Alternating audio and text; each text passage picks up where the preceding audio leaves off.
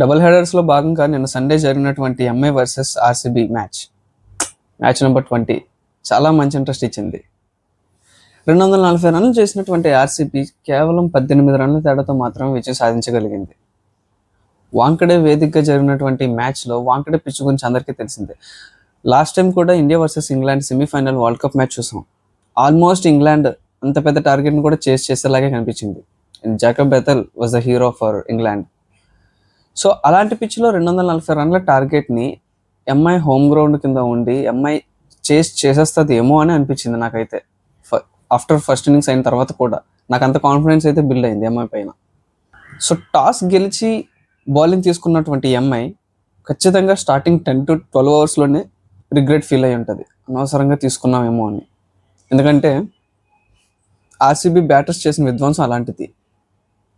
RCB opening partnership 120 runs.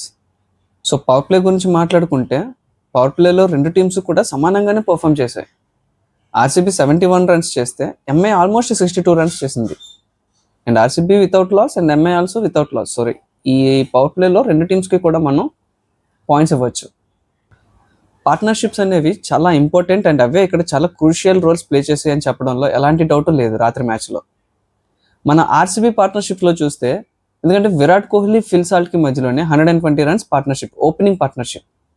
And ఆ తర్వాత కోహ్లీకి, రజత్ పటిదర్కి మధ్యలో ఒక 65 రన్స్ పార్ట్నర్షిప్. అండ్ ఆ తర్వాత పటిదర్కి, టిమ్ డేవిడ్కి మధ్యలో పెద్ద ఏం లేదు, కానీ జితేష్ శర్మకి అండ్ టిమ్ డేవిడ్కి మధ్యలో ఆల్మోస్ట్ ఒక 30 రన్స్ పార్ట్నర్షిప్. సో ఇంత ఇంపార్టెంట్ పార్ట్నర్షిప్స్ బిల్డ్ చేయడంలో ఆర్సీబీ చాలా సక్సెస్ అయింది. అండ్ ఆ పార్ట్నర్షిప్సే ఆర్సీబీని గెలిపించగలిగాయి. వేరే ఎంఐలో కూడా చూసుకుంటే మంచి పార్ట్నర్షిప్స్ అనేవి బిల్డ్ అయినాయి. రికల్టన్కి, రోహిత్ శర్మకి మధ్యలో ఆల్మోస్ట్ ఒక 70 రన్స్ పార్ట్నర్షిప్ బిల్డ్ అయింది. రోహిత్ శర్మ రిటైర్ హట్ అయిన తర్వాత రికల్టన్ ఆ తర్వాత తిలక్ వర్మ కూడా పెద్ద ఇంపాక్ట్ చూపించలేకపోయాడు. బ్యాక్ టు బ్యాక్ అవుట్ అయినప్పటికీ హార్దిక్ పాండ్యాకి మరియు సూర్యకుమార్ యాదవ్కి మధ్యలో కూడా ఒక మంచి 40+ రన్స్ పార్ట్నర్షిప్ అనేది బిల్డ్ అయింది. కానీ bad luck, Suryakumar Yadav out అయిపోయాడు. ఆ తర్వాత హార్దిక్ ట్రై చేశాడు. ఆ తర్వాత అంత మంచి పార్ట్నర్షిప్స్ అయితే మాత్రం బిల్డ్ చేయలేకపోయారు. అండ్ పాండ్యాకి అండ్ రుతర్ఫోర్డ్కి మధ్యలో కూడా ఒక లిటిల్ మంచి పార్ట్నర్షిప్ అయితే బిల్డ్ అయింది. బట్ అప్పటికే ఆల్మోస్ట్ ఎంఐ చేతుల నుంచి మ్యాచ్ అయితే పోయిందని చెప్పాలి. ఎందుకంటే అప్పటికి స్కోర్ బోర్డ్ ఎలా అయిపోయిందంటే బాల్కి 3 రన్స్ కొట్టాల్సిన సిచ్యువేషన్ వచ్చింది. కానీ ఆ టైంలో ఆడాడు రుతర్ఫోర్డ్, ఆల్మోస్ట్ 71 రన్స్ స్కోర్ చేశాడు. యూజ్ లేదు, కొంత డ్యామేజ్ని అయితే తగ్గించగలిగాడు. అండ్ బౌలింగ్లో చూసుకున్నట్టయితే రెండు టీమ్స్లో బౌలర్స్కి కూడా చాలా గట్టిగా పడ్డాయి. Trent Boult 50 రన్సా.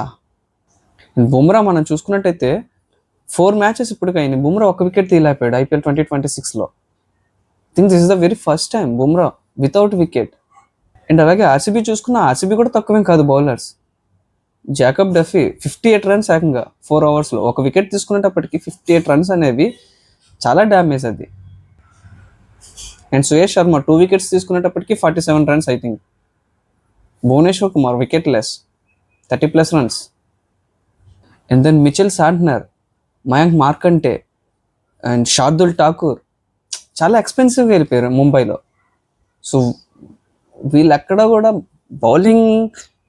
MI bowling lineup వచ్చేసరికి పేపర్లో స్ట్రాంగ్గా కనిపించిన ఆన్ ఫీల్డ్లోకి వెళ్ళేసరికి క్లౌన్స్లా అయిపోయారు. ఎందుకంటే అది ఆర్సీబీ విధ్వంసం అనే చెప్పక్కర్లేదు, ఎంఐ బౌలింగ్ కూడా అలానే ఉంది. అండ్ ఈ మ్యాచ్లో టాప్ బ్యాటింగ్ పర్ఫార్మెన్సెస్ చూసుకున్నట్టయితే ఆబ్వియస్లీ ఫస్ట్ ఆర్సీబీనే ఉంటుంది. 78 runs of 36 balls, Phil Salt, and the player of the match also.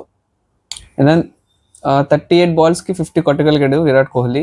Slow innings అయినప్పటికీ వాంకడేలో, బట్ 50 మేనేజ్ చేయగలిగాడు.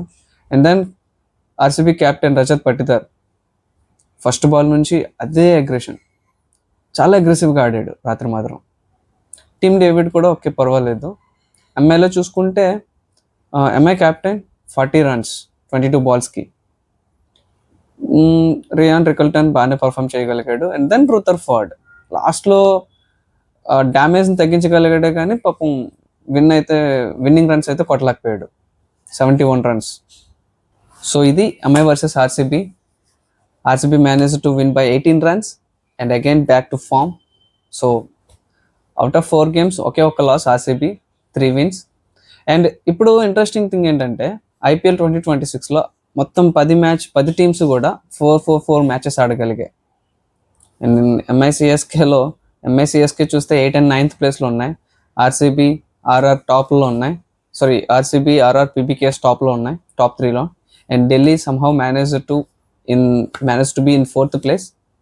చాలా ఇంట్రెస్టింగ్గా ఉంది ఇప్పుడు సిరీస్. అండ్ రాత్రి ఇంకొక ఇంట్రెస్టింగ్ ఎంఐ స్లోగన్ అవుట్ చూసా స్టేడియంలో, దునియా హిలా దెంగే అని.